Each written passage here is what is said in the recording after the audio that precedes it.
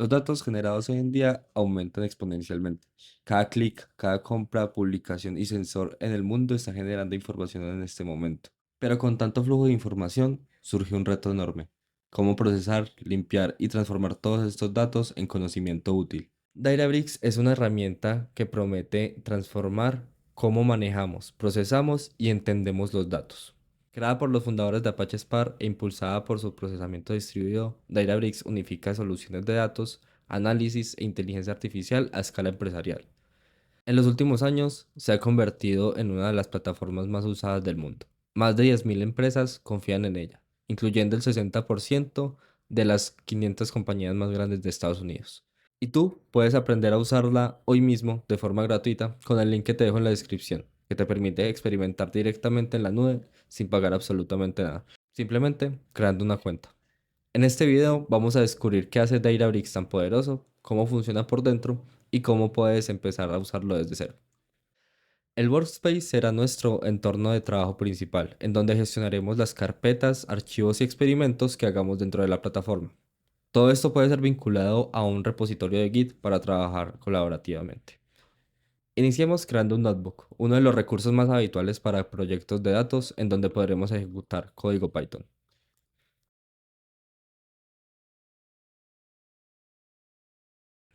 Databricks, al ser una herramienta para trabajar con grandes volúmenes de datos, requiere más que un computador o un simple servidor para cargarlos, por lo que se apoya en la capacidad de Spark de dividir el trabajo en tareas más pequeñas. Las distribuye entre varios nodos dentro de un clúster y luego une los resultados.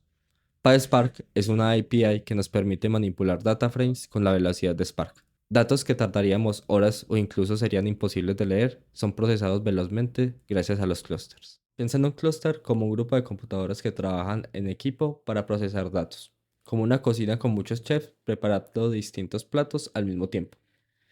Por defecto, estaremos usando un clúster serverless de uso general que nos permite hacer ejecuciones y pruebas rápidas, sin la necesidad de esperar que el clúster encienda.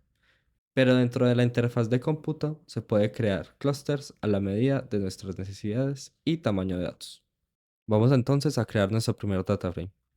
Este va a ser un data frame de ejemplo con algunos países y sus poblaciones en millones. Vamos entonces a crear los datos con una lista, luego pasamos los datos y el nombre de las columnas y por último vamos a mostrar el data frame con la función display. Adicionalmente, también podemos crear una visualización en donde podemos crear todo tipo de gráficos que están importados desde Plotly.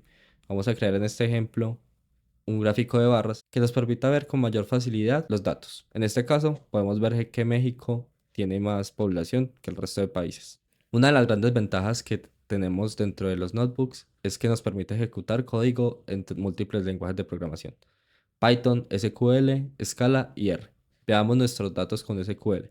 En este momento nuestro data frame está guardado en una variable de Python guardada con el nombre df. Para poder acceder a esta variable de forma sencilla en otros lenguajes, vamos a crear o reemplazar una vista temporal con el nombre de población. Vamos a ejecutar este código. Simplemente venimos aquí, elegimos el lenguaje que queramos usar y vamos a hacerle un select a nuestros datos.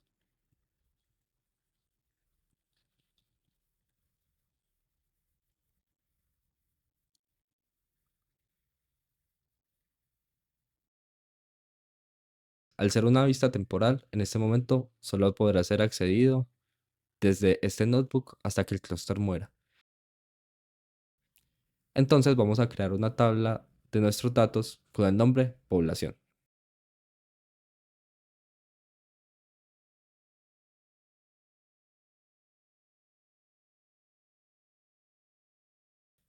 Bueno, ¿y dónde quedaron nuestros datos? Vamos a ir aquí a la izquierda al catálogo y por defecto nuestros datos se van a guardar en el catálogo Workspace, en el esquema default. Vamos a ver que tenemos una tabla llamada población. El catálogo será una herramienta que usaremos para navegar por nuestros esquemas, tablas, archivos y modelos. Desde aquí podremos acceder a los metadatos de nuestras tablas, tales como la columna, la descripción de la tabla, el propietario, el tipo de tabla, formato, entre otras. En la pestaña Sample Data tendremos una muestra de máximo 100 filas de nuestros datos. Adicionalmente, podremos hacerle preguntas a un LLM sobre nuestros datos. Vamos a preguntar, por ejemplo, cuál es nuestra población promedio en nuestros países. Él nos da el query que es necesario para esta función, la ejecutamos y nos dice que nuestro promedio es de 55 millones de personas. Desde los permisos podremos configurar para cada tabla quién puede modificarla, quién puede ver los datos y quién puede tener privilegios sobre ellas. Por lo que si una persona solamente necesita hacer, por ejemplo, un dashboard con la tabla, no le daremos permisos de edición, sino solamente para revisar o leer el objeto. Gracias al formato Delta podemos revisar la historia de cambios que ha tenido nuestra tabla a lo largo de la existencia. Dentro del catálogo, Databricks nos brinda un catálogo de ejemplos con el cual nos da varios datos de ejemplo para experimentar con ellos. Listo, todo muy bonito, pero imagina que tienes un reporte de ventas que debes entregar a tu jefe todos los días a las 8 de la mañana. ¿Es necesario ejecutar el notebook manualmente todos los días? La respuesta es no. Los jobs nos permiten orquestar el flujo de limpieza, procesamiento y enriquecimiento de datos y agendar estos pipelines para ejecutar cada cierto tiempo.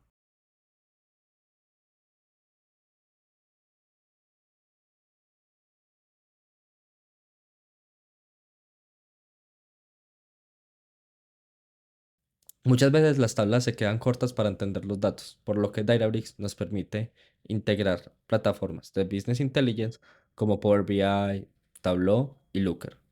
Pero también tenemos nuestro propio espacio para hacer un tablero. Miremos este ejemplo. Dentro de este tablero ya hecho por Databricks podemos observar la cantidad de viajes por taxi en Nueva York. Al igual que nuestras herramientas de visualización, podemos interactuar dinámicamente con esos. Y por ejemplo, si queremos ver los viajes de taxi que se hicieron un viernes, podemos simplemente filtrar aquí o crear un filtro global desde la parte izquierda. Databricks no se queda corto en temas de inteligencia artificial. Dentro de nuestro playground tenemos acceso a múltiples modelos de LLMs para construir nuestros propios agentes con herramientas que nosotros les definamos.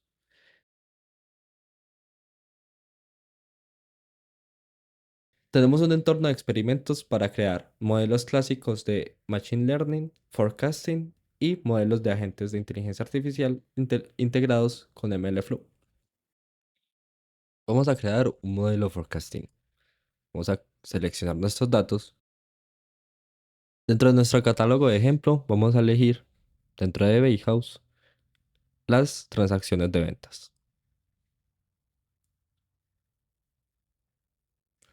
Podemos escoger la columna de tiempo, la frecuencia y el horizonte que queremos predecir. En este caso queremos predecir la cantidad de productos o de transacciones.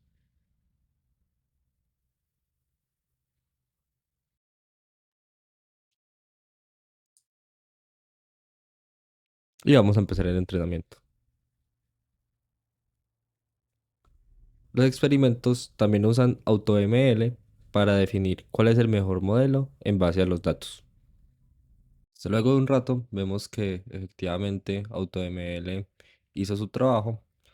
Vamos a ver que aquí tenemos distintas ejecuciones. Vamos a entrar a esta última y podemos observar las métricas que nos dio el modelo en base al modelo que elegimos. Vamos a registrar mi modelo. Lo vamos a registrar en mi catálogo. En este caso es mi workspace. En mi esquema va a ser el default. Y por último, el nombre, que va a ser prototipo. Registramos y vamos a irnos aquí a mi catálogo. Entramos a default y podemos ver que aquí se abre una nueva pestaña. Además de las tablas, también tenemos ahora el modelo, que es el prototipo, y ahora está disponible para que lo podamos usar.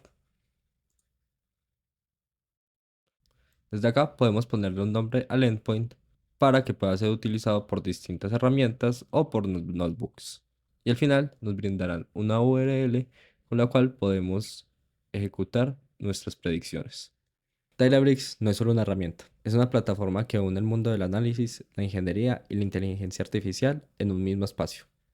Aprender a dominarla es aprender a pensar con datos, a construir soluciones que escalen y a formar parte del nuevo estándar de ciencia de datos. Si te gustó este video y quieres seguir aprendiendo sobre el mundo de datos, suscríbete. Esto fue Beyond Data.